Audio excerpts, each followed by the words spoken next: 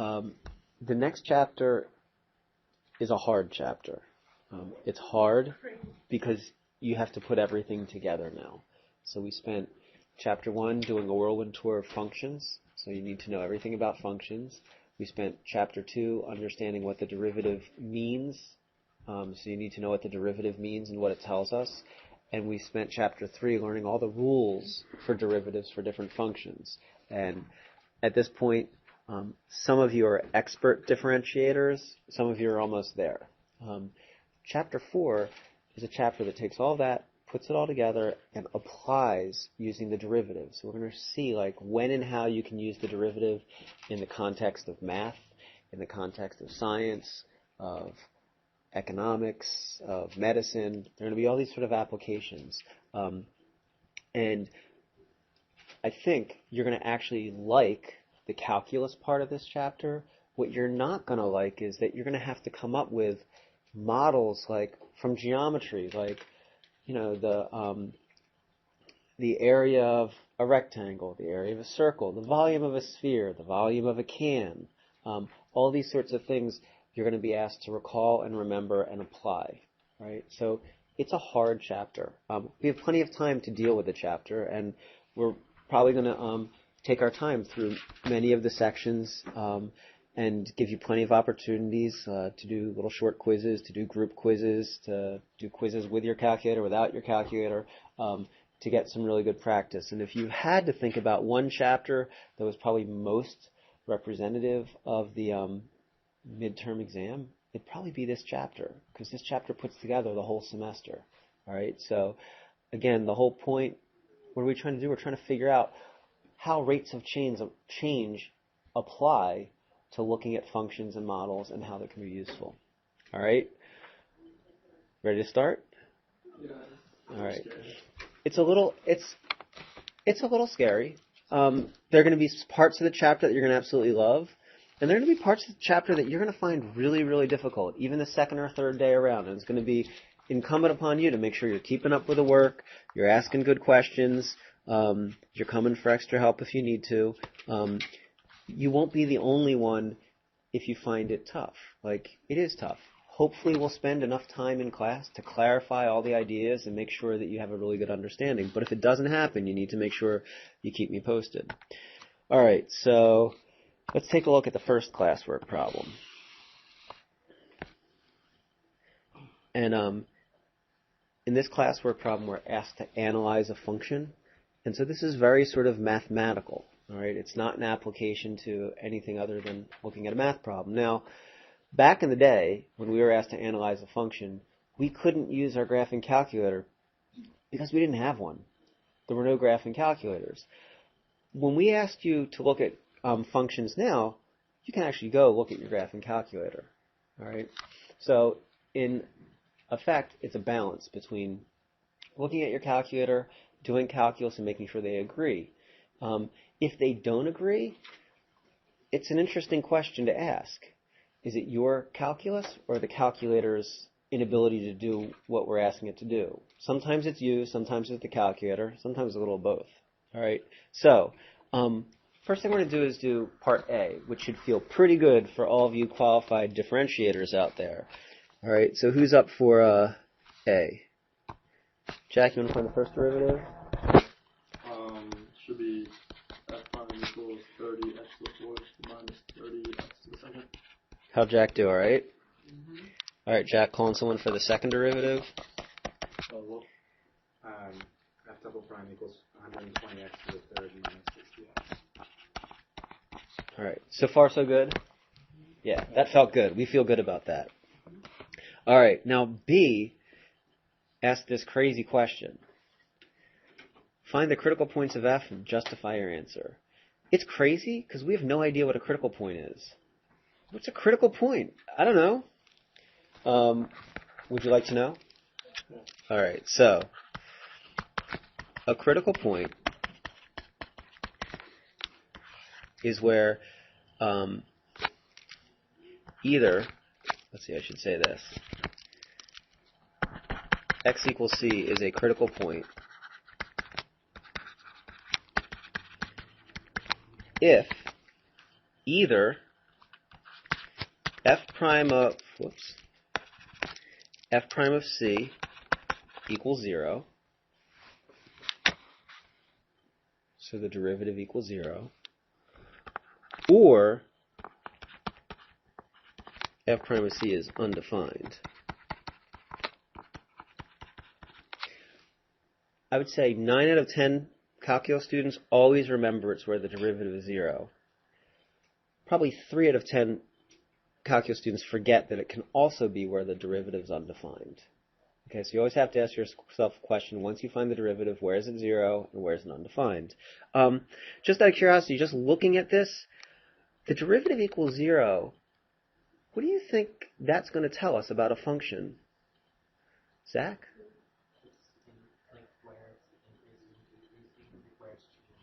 Where it's changing from increasing to decreasing. That's a good way of putting it. And as a matter of fact, Betsy, you're going to follow up with mins or maxes. So Zach and Betsy agree there. We're actually looking at where the function possibly has a minimum or a maximum. So a critical point is not necessarily a minimum or a maximum, but it's certainly a possible or a candidate for a minimum or a maximum. All right, so let's do this. Let's find out what the critical points of f are. Well, the critical points of f are where the derivative is equal to 0 or the derivative is undefined. Jack told us that the derivative was 30x to the 4th minus 30x squared. Is that ever undefined? No, that's well defined, so we don't have to worry about the undefined part. Let's take a look at when is it equal to 0.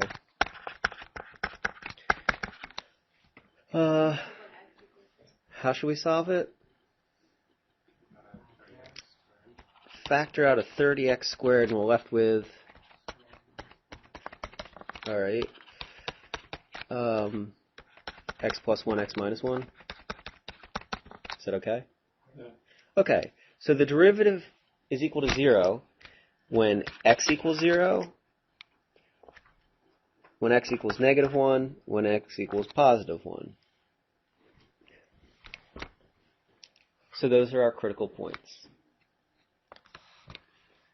Critical points offer us possible minimum and maximums. I have a quick question pertaining to like undefined. Mm-hmm. I know there's a rule back in like pre-algebra, algebra 1, like if it's 1 over 0, isn't it undefined? Definitely. And then if it's 0 over 1, it's just 0. Exactly. Awesome. Thank you. So we haven't done it yet, but when we look at rational functions, ASA says if you ever have something that looks like, all right, like the derivative, oops, come back here, the derivative equals like, I don't know, x squared minus 4x all over x squared plus 5x minus 6. ASA says that if the numerator is equal to 0, the whole thing's equal to 0, right? And if the denominator is equal to 0, it's undefined. So actually, if we ever have a rational derivative, to find the critical points, we're going to need to look at the numerator and the denominator. Okay? No, we're not there yet, but it was a good thing to bring up sooner as opposed to later. Okay? So I'm going to ignore this for at least the time being. I don't know if we'll get to it today, but we'll definitely talk about it tomorrow. All right, so now C says, identify the local and global minima and maxima. That's just crazy talk. What does that mean? All right. Well, again, it's just vocabulary. Okay, it's ways of saying it. So we talked about what critical points mean. Minima and maxima mean mins and maxes. Right? Sometimes we call them extrema because they're the extreme points, the minimum and maximums. And this says local and global. That's interesting. All right, let's take a quick look. If you have a function like that, okay, this has a very special name. It's a local minimum. It is a local and a global minimum. I was going to say Sometimes we call it a relative minimum, meaning that it's in its neighborhood, it's a minimum. But we could call this global, and we could also call it an absolute minimum. So global and absolute are sort of like synonyms. Now, it's true that a global or absolute minimum is also a local or relative minimum. This point right here is not a global or absolute maximum. Can you see why? It's actually, this point's not a point of inflection. We would actually say it's a local max. But can you see why it's not a global, Jack? Is it because the function overall can be greater than that point? Definitely. There are lots of points that are bigger than that point. Look at all those points up here and here and here and here. There are lots of points that are greater than that. So it doesn't get the title absolute or global. It gets the title of local, or sometimes we say relative max. And likewise, this would be a local or relative minimum. As a matter of fact, this function has no absolute maximum. It continues to grow without bounds. So it has no global maximum. That's true. This function has no global maximum. So is it safe to say that only the highest single point and the lowest single points can be global and absolute? So if it doesn't have a single point, then... Interesting. Actually, if we had something like this, Yeah, what happens? but if y equals... we would say that this actually has 4 Local minimum. global minimum, and it has 1, 2, 3 local maximum, and it has absolutely no global maximum. The global wouldn't be like infinity. No such thing. Okay. Right? That's saying, like, the biggest number is infinity. Well, guess what? Infinity is not a number. Okay? All right, so we know what the question's asking us now? Yeah. It's asking us to find the high points and the low points of the graph. Betsy has her calculator out. We'll look at it. We'll look at it. Before we look at our calculator... All right, so you want to look at our calculator? Let's look at our calculator.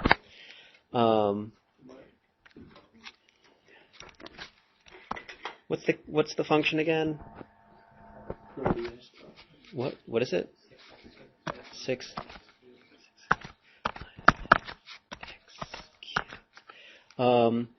And I'll start with, like, will Zoom standard do it? Probably not.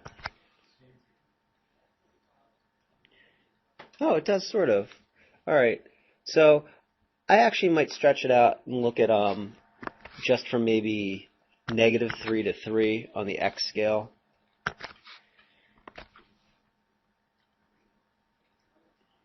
Okay. So if I take this in conjunction with the information that I have, the information I have says that this function has critical points at -1, at 0, and at +1. Can you see how those are all potential minimums or maximums? Mm-hmm. How do they do? Are they all minimums or maximums? Which one's not a minimum or a maximum? 0 is definitely not a minimum or a maximum. As a matter of fact, Zach, what is it here? It is a point of inflection. Okay? So we're looking at our graph, and without even having graphed it, we knew where something was going to happen. We knew at -1 and at 1. All right? So here's what we're going to do. We're going to prove that those are minimums and maximums. And there are 2 ways of doing it. I'm going to definitely teach you one way right now, and I might teach you a second way today. We'll see. I'll definitely teach you a second way tomorrow, though, if you don't. One of the ways of proving that those are minimums or maximums is called the first derivative test. Okay, so we're going to do the first derivative test. And the first derivative test consists of a number line. And the number line has to be one number line that has all of your critical points on it. So I'm going to put -1 on it, 0 on it, and 1 on it. A common mistake that calculus students make is they do a number line for each different critical point. You can't. It has to be one number line with all of the critical points. All right? Can't keep talking? All right.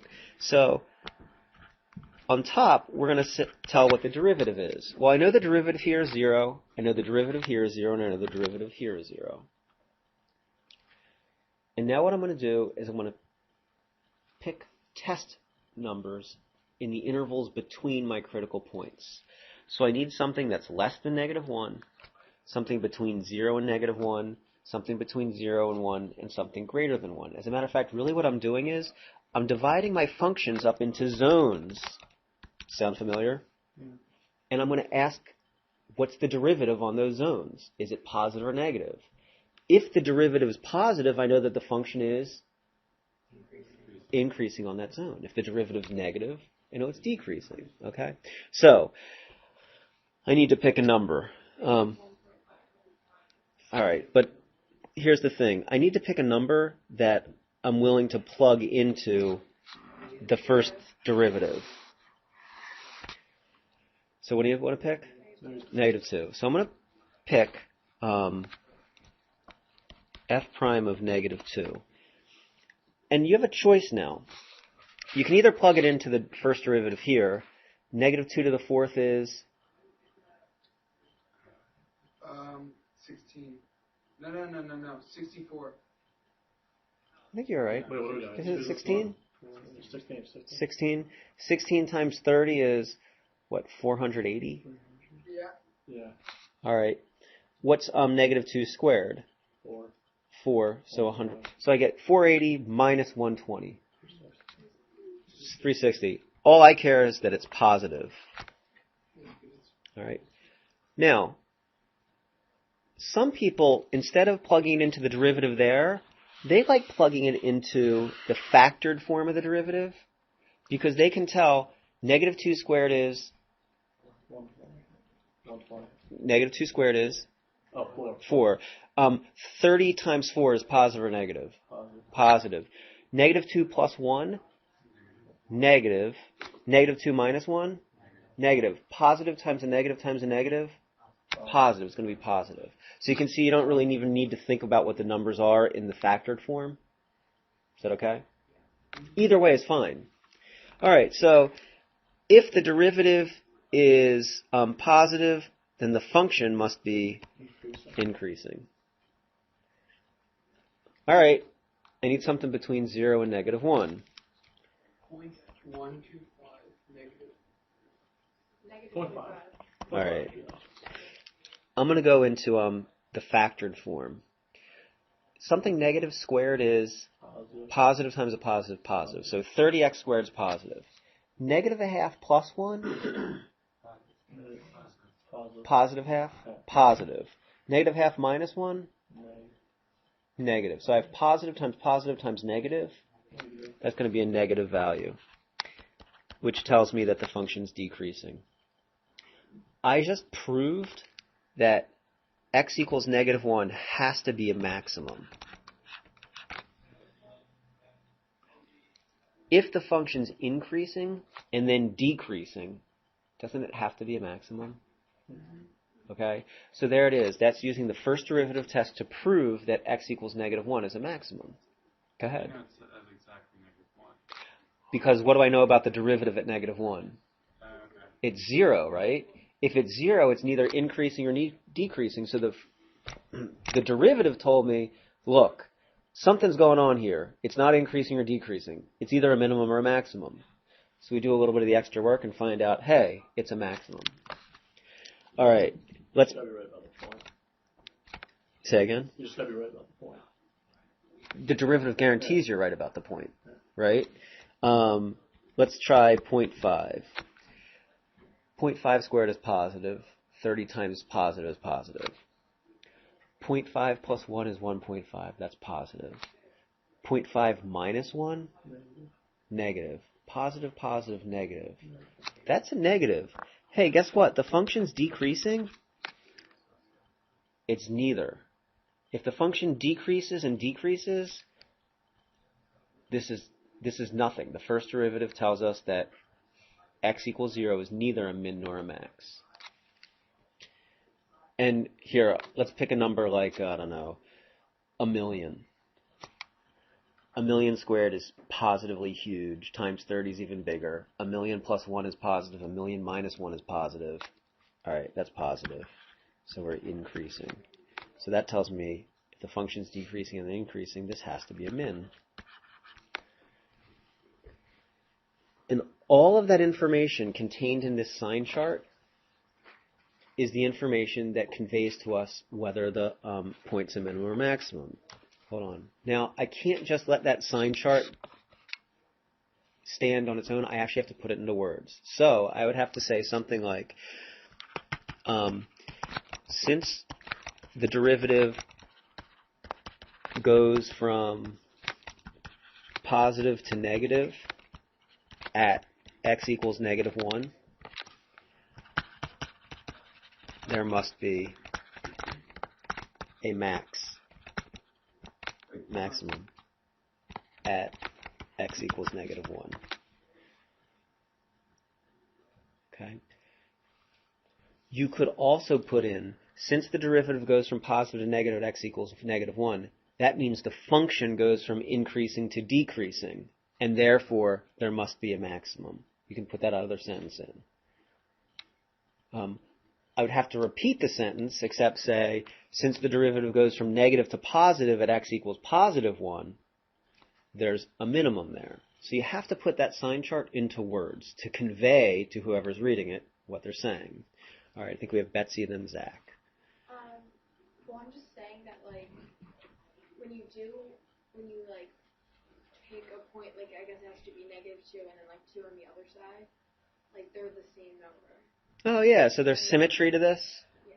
Okay. And the middle 2 are the same. Yeah, so you can look at that and try to exploit that symmetry if there are ways of thinking about it. No, it's not always going to be that way, but you're absolutely right. We could actually look at the graph and look at all that symmetry, right? Like, that's pretty nice. Okay. Zach? How do you know if it's going to be global or local? That's a great question, and we're not ready to answer it yet. That's a fantastic question. You can tell it's global though because it's the largest maximum. Yeah, but you can tell it without a graph. Wait, with that graph, there's no global. This graph has no Because there's global. there's a higher high point and there's a lower low. Yeah, I agree. Right? You can't just tell it just by doing that. No, you can't. You definitely. Well, all right. Maybe I'm wrong. If I know that the function is always increasing, and then all of a sudden it starts to decrease, and then all of a sudden it starts to always increase, I think I could probably... Now, I didn't get this part in there, right? That funky little piece in the middle. But I actually think, I guess just drawing that graph, is there any way to do it? Oh, no, never mind. No, because couldn't it be like this? Increasing, decreasing, increase. How can I do that? If it increased the second time even larger, like, Meaning you're trying to make it a peak. You can get a minute on it. Yeah, okay, fine. So Liz says, look, if I do increasing, decreasing, increasing, I could actually have a global minimum. So I agree. There's not enough information yet. But if we put together the second derivative, I think we're going to be good. I think we're going to be good. Nice observation, though. All right. Good place to stop and ask some questions. We still have more to do.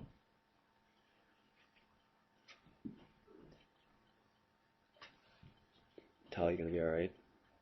I am. Okay. Looks like you have the worst migraine ever. No. Okay.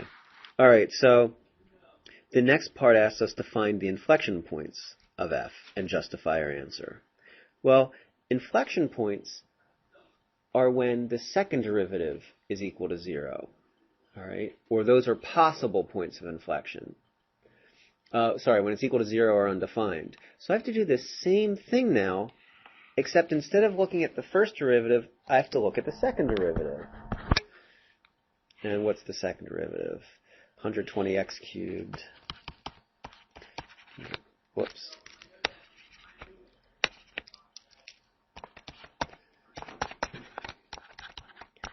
Minus 60x. All right, so that would be a bummer, right? Right, so algebra is important all of a sudden. You have to be able to factor. What if you had to use synthetic division? Do you not talk about this? What should I factor though, since I can? Yeah. 60x, and I'm left with, 2x squared minus 1. So x equals 0 or plus or minus square root of 1/2. Did I do that right? I did algebra in my head. Sometimes I'm not right. Did I do that right? Yeah. Okay. So those are possible points of inflection. As a matter of fact, if I go back to my graph, it looks like maybe there is a point of inflection here, a point of inflection at 0, and a point of inflection here, right? Concave down to concave up. So it looks like all those points of inflection might be right. But those are just possible points of inflection, and really what I need to do is I need to do the second derivative.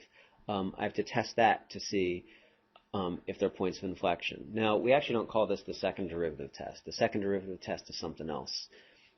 Do you want to know what the second derivative test is right now? No? Later? Now? Now. Okay. The second derivative test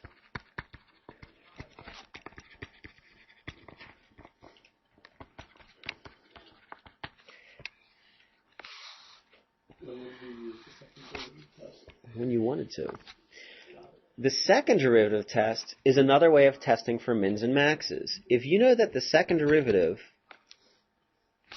This does not do with points of inflection. no, it actually doesn't. Okay. Yeah, that's what it is. We need to move that. That's why I put it up here. No, but I didn't know this. All right, so the second derivative says, hey, take your critical point and put it into the second derivative. So put negative 1 into the second derivative. 120, negative 1 cubed is negative, so negative 120 plus 60? Is that negative 60? I don't really care what the number is. What I care is that it's negative. If the second derivative is negative, what's true about the function? Concave down. Yeah, I had to think about that. Thanks. Concave down. Hey, guess what?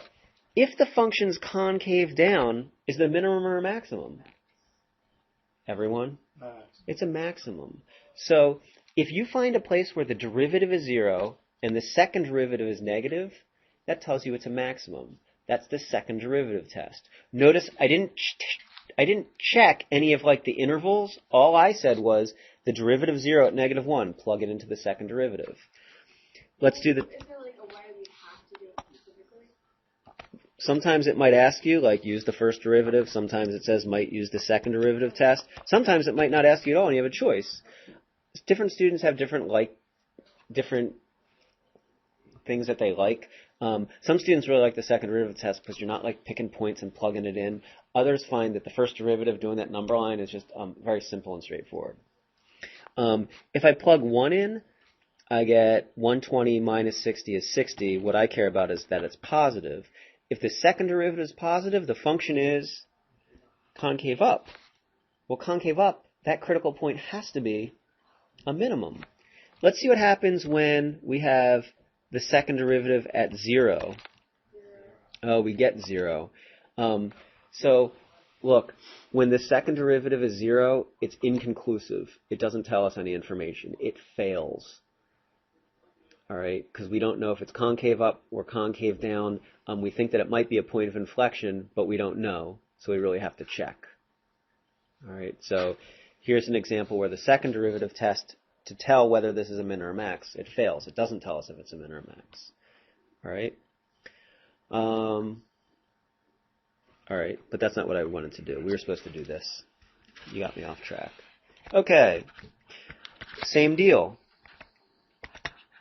Negative root 1/2, 0, and positive root 1/2.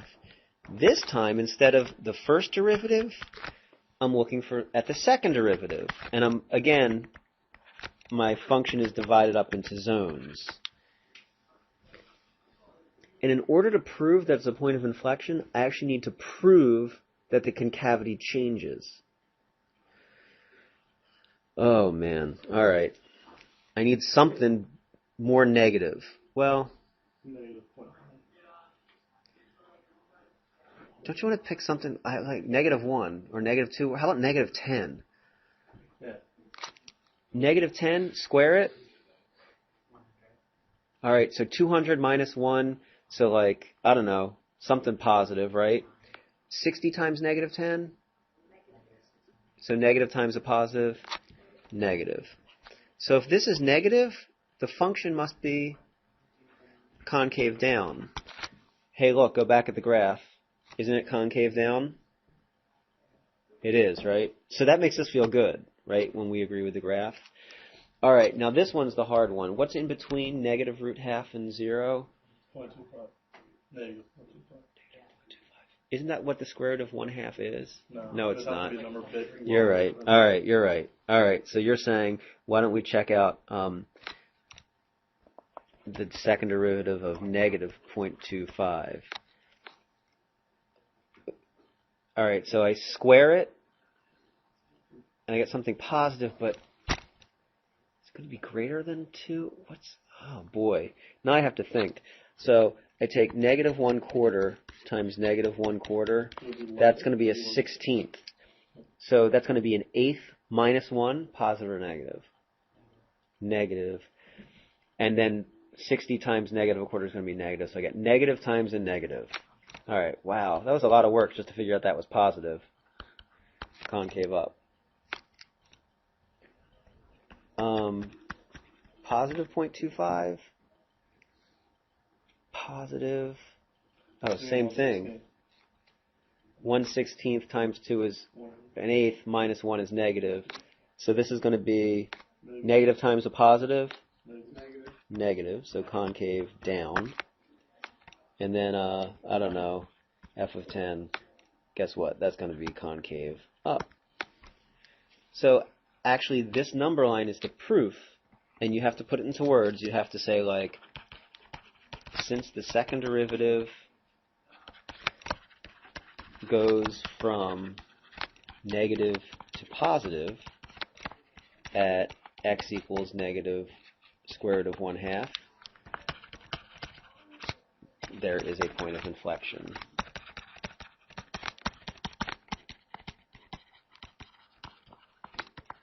At x equals negative root half.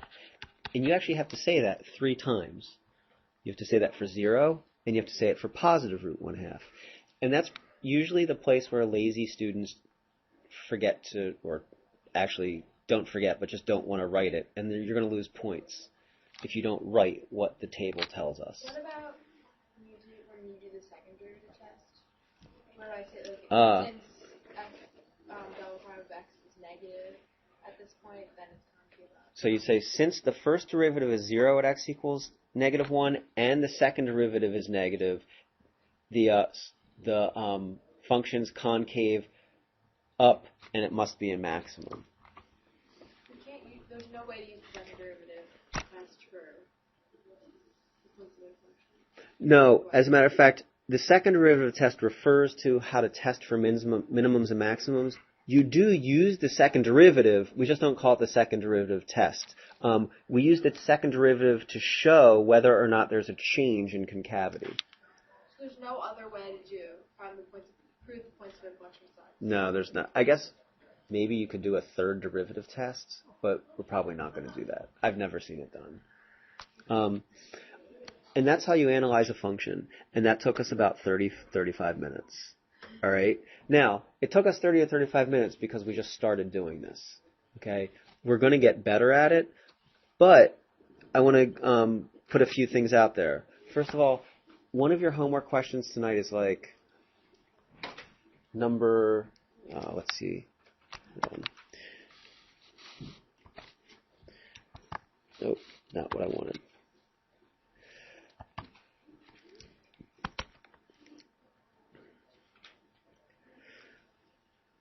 Oh, I have a feeling it's going to take a very long time to open up.